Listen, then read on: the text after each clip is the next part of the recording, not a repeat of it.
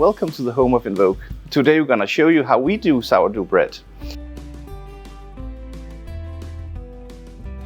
The first thing here is a sourdough starter. It's very bubbly and active. You have to refresh it at least 1 hour before baking to make sure that it's strong enough.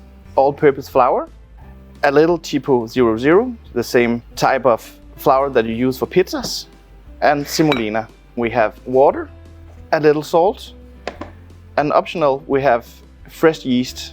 It's not necessary, but it can be nice if you are doing a big batch, so you are 100% sure that will raise properly. Starting with the water. Many find sourdough very difficult to work with, but we will show how simple it can be done.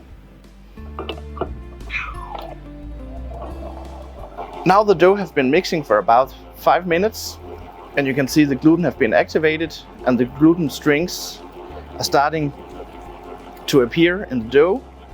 We're gonna turn it off and let it rest for about a half an hour, and then we are gonna add the salt.